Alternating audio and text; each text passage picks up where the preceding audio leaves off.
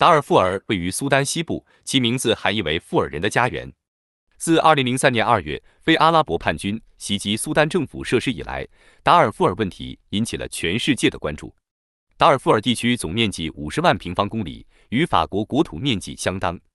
长期以来，土地一直是达尔富尔政治的中心问题。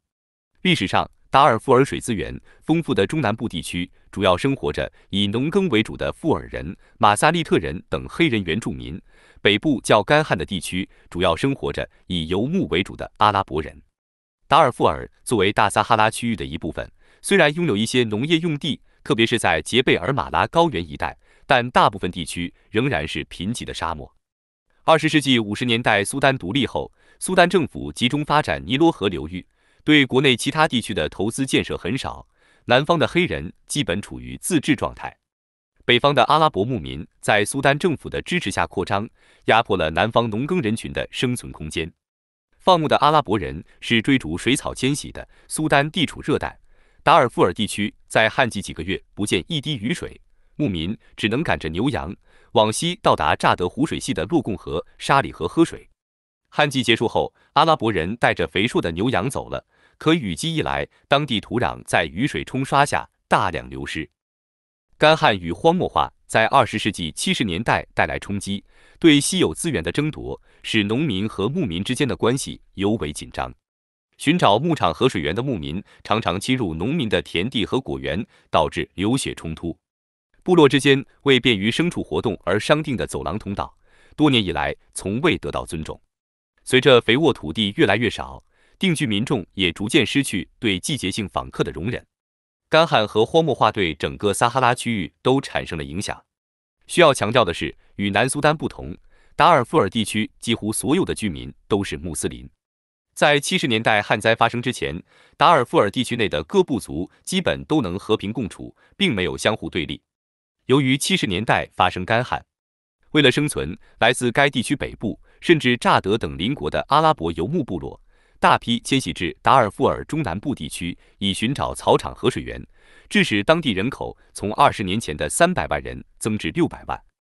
20世纪80年代中期，苏丹遭受旱灾，达尔富尔等西部省份的情况尤其严重，这加剧了阿拉伯移民与当地非洲黑人部落之间的冲突。当时，苏丹邻国乍得爆发内战，随着乍得内战国际化，达尔富尔也成为利比亚和西方非直接对抗的场所。这成为达尔富尔现代化武器泛滥的开端。当时，利比亚领导人卡扎菲野心勃勃，他想征服乍得和苏丹。卡扎菲不仅介入了乍得内战，苏丹的达尔富尔地区也成了他觊觎的对象。他在达尔富尔地区成立伊斯兰军团，招收当地阿拉伯人为自己的侵略服务。为此，利比亚不断武装达尔富尔地区的阿拉伯人。1983年5月，因反对北方阿拉伯人掌控下的苏丹政府在全国实行伊斯兰法，以加朗为首的南方黑人官兵发动兵变，成立了苏丹人民解放军。为对抗南方苏丹人民解放军，苏丹北方从萨迪克政府时期就开始武装达尔富尔和科多凡地区的阿拉伯部落民兵组织。1986年苏丹大选，乌马党的萨迪克为获取选举资金，出卖达尔富尔人的利益。在卡扎菲的财力支持下，萨迪克获得选举胜利。作为回报，萨迪克允许利比亚在同乍得的战争中雇佣达尔富尔的阿拉伯人，也默许其部分占领达尔富尔。有学者指出，利比亚对乍得和苏丹阿拉伯部落的武器供应是造成达尔富尔冲突的根源之一。20世纪80年代，苏丹北方尼麦里政府为阻止南方苏丹人民解放军对努巴山区的不断渗透，而动员了来自达尔富尔地区的名为穆拉赫林的阿拉伯部落民兵，让他们加入对南方苏丹人民解放军的作战行动。这些阿拉伯部落民兵成功抵抗了苏丹人民解放军对达尔富尔南部的进攻。面对在苏丹内战中不断被苏丹政府武装起来的强大的达尔富尔阿拉伯部落民兵，达尔富尔地区的非阿拉伯人也组织起自己的部落武装。正是在苏丹人民解放军的协助下，当地富尔人成立的达尔富尔解放阵线改名为苏丹解放军，而此时正在全力与南方苏丹人民解放军激战的苏丹政府军因分身乏术，于是依靠阿拉伯部落民兵镇压苏丹解放军。由于达尔富尔每一个种族团体都拥有装备现代化武器的民兵组织，因此阿拉伯人和非阿拉伯人、耕种者和游牧者就在血腥的部落之战中彼此残杀。与此同时，饥荒严重扰乱了达尔富尔的社会结构，农民们封锁了牧民传统的道路，牧民们面临着看着他们的牲畜在干燥的土地上饿死的危险，他们试图强行打通南下的道路。1991年12月，由达尔富尔人达乌德·伯拉德领导的苏丹人民解放军部队进入达尔富尔，试图将南部的叛乱蔓延到西部。伯拉德的部队尚未抵达马拉赫山脉，就遭到了政府军和贝尼哈尔巴族民兵的联合攻击，数十个为抵抗苏丹人民解放军的富尔村庄遭到报复性焚烧。进入21世纪，苏丹政府因忙于南方内战而搁置了达尔富尔问题。后来，黑人在与阿拉伯人的冲突中不断发展壮大，逐渐形成两个有组织的反政府武装：苏丹解放运动和正义与公平运动。前者以富尔人为主体，后者以扎加瓦人为主体。2003年2月，北达尔富尔州首府法希尔被反政府武装攻陷，这标志着达尔富尔战争的正式爆发。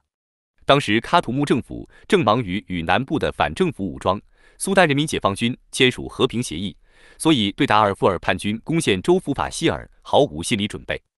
北达尔富尔省会法希尔被叛军占领后，法希尔空军基地一名政府军少将成为叛军要求组建自治政府的筹码。苏丹政府大惊失色，总统巴希尔赶紧调兵平叛，但是巴希尔实在没有多余的兵力，最后居然铤而走险，用武器武装当地阿拉伯暴徒金戈维德，让他们去和黑人打仗。此举打开了一个潘多拉魔盒，让达尔富尔成为人间地狱。金戈维德和黑人有世仇，在得到苏丹政府支持后，他们开始在黑人地区烧杀抢掠，开战第1年就造成上百万人流离失所。不久后，达尔富尔的惨象被西方记者传到国际上，苏丹政府因此成为众矢之的。达尔富尔地区在2003年后发现了石油，苏丹政府声称储量不比中东少。看到达尔富尔有石油，小布什总统发表讲话，达尔富尔的人道主义危机关乎美国利益。2006年后，在联合国强力调解下，内战各方实现停火，联合国派遣维和部队进入达尔富尔。在国际社会的积极斡旋下，2006年5月5日，苏丹政府与达尔富尔反政府武装在尼日利亚首都阿布贾签署了和平协议，从而为结束达尔富尔长达3年多的流血冲突迈出关键的一步。根据这项和平协议，反政府武装将被解散，而支持政府的民兵亦将被解除武装。2020年12月31日，联合国安理会决定终止联合国和非洲联盟驻苏丹达尔富尔特派团任务授权，这标志着在达尔富尔地区达14年的维持和平行动的结束。目前，达尔富尔地区安全形势总体稳定，但部族冲突和暴力抢劫仍时常发生。达尔富尔危机正式爆发以来，至少已造成约30万人丧生，200多万人沦为难民。